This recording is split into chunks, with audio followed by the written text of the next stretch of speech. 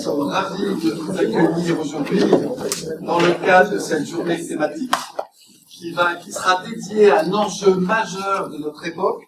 C'est l'IA, c'est l'alliance de l'IA et de la formation à distance, mais pour objectif aussi pour rendre l'université plus inclusive, accessible et équitable. Donc l'IA va nous offrir des opportunités inédites pour permettre des formations personnalisées, accessibles à tous, et peut-être lever les barrières géographiques et socio-économiques de nos étudiants. À côté qui va nous en parler tout à l'heure. Mais il y a un certain nombre de défis à relever, des défis sociétaux, mais aussi éthiques, on va en parler, pédagogiques, organisationnels, et donc il faudra à minima anticiper cette révolution, peut-être même encadrer cette révolution. Donc je remercie tous les intervenants qui ont accepté de faire part de leur expérience et de leur expertise dans ce domaine-là. Donc cette journée se veut un moment d'échange en réseau, donc vous allez voir que le temps de la pause café va être important justement pour tous ces échanges-là. Je voudrais remercier nos partenaires, Challengely, EdTech, eCharlemagne et Dunao. Donc je vous invite à aller les voir, à voir leurs solutions innovantes. Donc ils sont répartis dans les salles de l'amphi. Donc n'hésitez pas à aller les voir. Par ailleurs, je voudrais remercier nos hôtes. D'abord Christophe Fournier qui est membre du CA, qui est prof de marketing à l'IAE. Et Christophe est aussi président du UNT, l'Université numérique thématique au Neige. Et dans ce cadre, je crois que ça fait plus d'1 an, tu organises les petits déj de l'IA. Donc je vous invite à aller voir, je crois que les replays sont en ligne. Les replays sont en ligne, donc n'hésitez pas à aller voir. Donc merci Christophe de nous avoir aidé à organiser cette journée. Je voudrais aussi remercier Emmanuel, le directeur donc, de l'IAE, donc qui a organisé aussi pas de Montpellier. Et donc merci à toi et à ton équipe de nous avoir invités dans tes locaux. Et puis nous sommes honorés aujourd'hui de recevoir la vice-présidente de la CFDU de Montpellier, qui va faire une introduction à cette journée. Merci à toi. Avec grand plaisir, merci beaucoup. Donc, quelques mots d'introduction. Alors, je voudrais déjà excuser le président de l'université qui, normalement, est présent quasiment sur toutes les introductions de conférences, etc. Mais il se trouve qu'en ce moment, il était déjà retenu, donc il m'a chargé de venir vous dire quelques mots d'accueil qui vont être relativement brefs. Je pense qu'il y a déjà beaucoup de choses qui sont dites dans finalement l'introduction que vous avez faite. Je voudrais dire que nous avons, en tant qu'université, donc adhéré à la FIED en 2024, mais il y avait eu des prédécesseurs, donc notamment l'IAE et puis également MONA, qui adhéraient depuis longtemps au niveau de l'établissement. Vous aurez le plaisir de l'écouter un tout petit peu plus tard, mais le président et moi-même sommes particulièrement reconnaissants donc, à David Cassagne, qui est vraiment notre pilier sur la formation à distance, qui porte haut et fort cette thématique et thématique de l'IA. Donc c'est vrai qu'il aurait pu faire le discours à ma place, mais en fait, quand on voulait montrer vraiment le soutien de l'Université de Montpellier, le président m'a dit vas-y quand même. Donc un grand merci David pour tout ce que tu fais dans le développement de ces sujets. Et puis on a également donc une DSIN et des services d'usage du numérique. J'en ai vu quelques-uns et je voulais saisir l'occasion aussi de les remercier pour tout ce qu'ils font pour l'université. Saluer donc l'action de Christophe Fournier. Alors, on a dit qu'il était professeur à l'IAE de Montpellier. Il est donc chargé de mission aussi pour IAE France et puis pour le président de Neige. Mais je le côtoie en tant que membre de la CVU avec des prises de position assez fermes, mais on s'entend très bien. Voilà. Jamais contre toi. Jamais contre moi. Et puis évidemment, Emmanuel Ouzé, directeur de l'IAE et avec lequel évidemment il y a beaucoup d'interactions sur toutes les thématiques de l'enseignement à distance ou pas. Donc c'est vraiment une thématique, je pense, qui est au cœur de notre université, l'intelligence artificielle, le lien avec l'enseignement à distance. Je pense que c'est le cas quasiment dans toutes les universités, en enseignement, mais donc en formation, mais aussi en recherche, en administration. Il faut aussi qu'on se préoccupe de manière assez ferme et puis qu'on prenne les devants sur ces questions à l'intelligence artificielle. On a donc au niveau de l'université fait une feuille de route sur l'intelligence artificielle avec plusieurs thématiques, une formation, recherche, et puis administration, et puis aussi les partenaires. On travaille beaucoup avec la métropole, etc. sur ces questions-là. David vous parlera de ce qu'on fait en formation, donc je ne vais pas inventer ça. On essaye évidemment d'avoir une acculturation aux IA génératives pour tous les étudiants. Donc c'est le projet qui a démarré et qui est porté par certains de nos collègues. Également avoir des sujets autour de l'IA Core, parce qu'on a des formations, l'IA Core, mais aussi de l'IA aux interfaces, parce qu'on est assez fort en notamment biologie santé, par exemple, IA et biologie santé, voilà. On fait des appels à projets pour développer aussi ces questions, des appels à projets enseignement à distance, des appels à projets qui sont IA, et puis des appels à projets qui se croisent. Et puis il y a aussi le développement d'un test qui s'appelle l'ESSEC, qui se veut un peu le TOEIC de l'IA, qui a été développé par notamment notre collègue qui est Anne Laurent, qui est la VP sur les données la science ouverte, et on travaille avec des partenaires. On a une spécification AFNOR sur le sujet, et on espère qu'on pourra mener ce projet jusqu'au bout.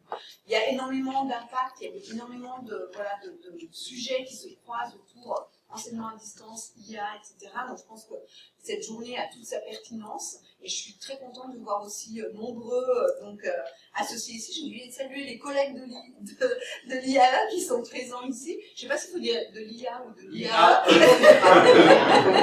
Voilà, il y a une petite... voilà. Je vais vous souhaiter donc des échanges particulièrement fructueux. Je vous prie de m'excuser, mais je suis appelée sur d'autres réunions, donc je ne vais pas pouvoir rester. Mais ça m'aurait vraiment intéressé de suivre ça en tant que VP formation et universitaire. C'est vraiment quelque chose qu'on a vraiment à cœur de défendre et d'essayer de réfléchir pour que ce soit le plus utile possible à la réussite de nos étudiants. C'est quand même ce qui est fondamental. Un grand merci donc à l'IAE, aux organisateurs. Et puis, je vais vous souhaiter une très belle journée de travail, de détente. J'ai compris que le moment du café était le plus important, donc un très bon café également.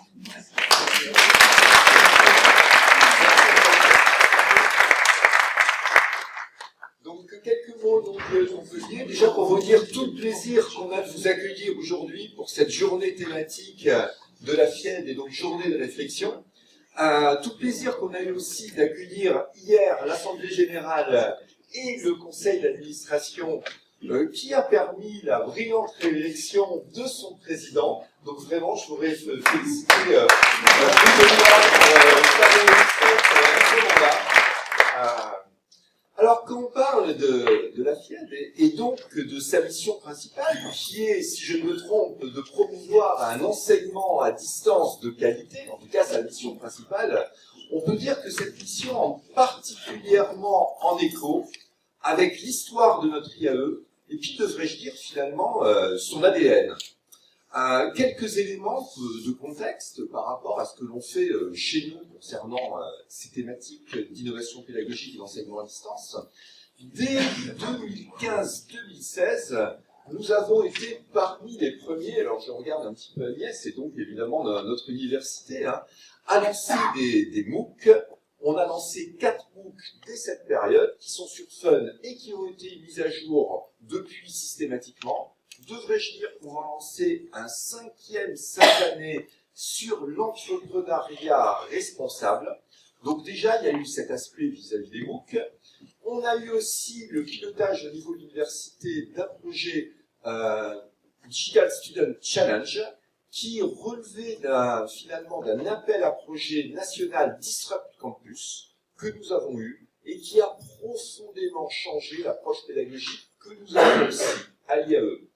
Quand on parle d'enseignement à distance, on peut aussi noter qu'à l'IAE, on a une licence originale en e-learning. Alors vous allez me dire pourquoi elle est originale. Parce qu'elle est en double compétence, et donc qu'elle s'adresse à des étudiants qui n'ont pas fait de gestion et de management avant. Par exemple, elle s'adresse à des buts de département secondaire qui, en même temps que leur formation présentielle, peuvent réaliser une licence de gestion. C'est un dispositif quand même assez innovant qu'on a mis en place. Et depuis la rentrée, nous avons aussi un MBA en distanciel, les deux formations, donc la licence et la MBA, étant en full asynchrone. Alors, finalement, les compétences que l'on peut avoir concernant la transformation digitale, qui sont largement soutenues par notre université, donc on a beaucoup de chance, Agnès, David, d'être dans cette belle université, ont été fortement reconnues. Et donc, ce qui pourrait paraître curieux, mais qui n'est pas en raison de ces fameuses compétences développées, on est aussi central dans l'école de santé numérique, en particulier pour tout ce qui est choix de plateforme. Et donc, pour toutes ces actions qu'on a pu avoir, je ne peux pas m'empêcher de citer les collègues qui ont été moteurs. Alors, je vais évidemment en oublier, mais en tout cas, les collègues qui ont été moteurs par rapport à tout ça, donc Éric Stéphanie, Véronique Bessière, Anne-Sophie Casse, qui est juste devant, donc évidemment, je ne risque pas de t'oublier Anne-Sophie, bien entendu. Christophe, alors Christophe, on a beaucoup parlé de toi en termes d'innovation pédagogique, mais c'est quand même bien normal, parce que Christophe Fournier, tu as été longtemps responsable de l'innovation pédagogique à l'IE de Montpellier.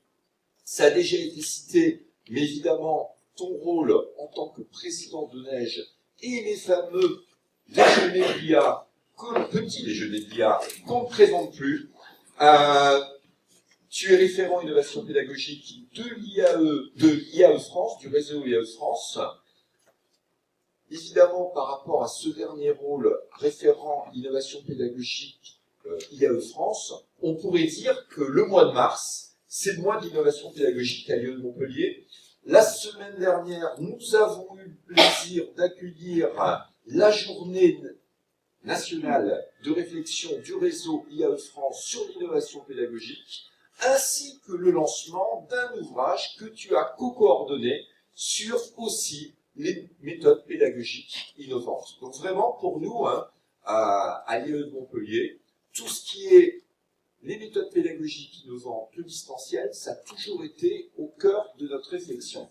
Ceci nous amène à la thématique toute particulière de la journée, et donc les IA, ou plus particulièrement les IA génératives. Alors les IA génératives, on se pose tous évidemment ces questions, c'est une transformation concernant tous les métiers de la connaissance. On a aussi lancé, dès la rentrée, alors évidemment on n'est pas les seuls à avoir fait ça, mais c'est finalement passé courant, donc dès la rentrée 2024, on a lancé un socle de connaissances pour les IA génératives à destination des étudiants, mais aussi du personnel de l'IAE, que l'on parle évidemment de enseignants chercheurs ou du personnel administratif. Donc par rapport à tout ça, les réflexions qu'on va avoir aujourd'hui entrent évidemment fortement en écho avec nos préoccupations. Et on a d'ailleurs aussi à l'IAE un service qui s'occupe avec les ingénieurs pédagogiques de tout ce qui est finalement la mise en place de ces innovations. Et donc pour ça, je tiens aussi à les remercier. En parlant de remerciements, et donc pour conclure mon propos, je voudrais remercier les équipes de la FIED qui ont largement contribué à l'organisation aussi pratique de cette journée. Sandrine. Voilà, donc Sandrine,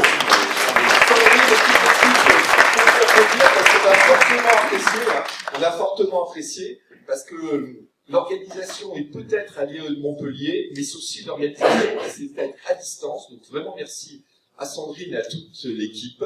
Merci à tous les collègues de l'IAE de Montpellier qui ont contribué à l'organisation de cette journée. Alors évidemment, on a beaucoup parlé de Christophe, mais il y a aussi tous les collègues administratifs, tous les collègues qui vont aussi intervenir en tant qu'enseignants-chercheurs, et je voudrais vraiment qu'on puisse aussi les applaudir, parce que ça fait beaucoup de travail.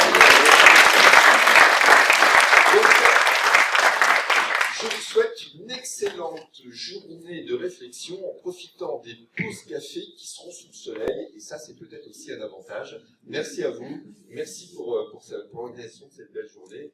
Encore une fois, bonne journée de réflexion.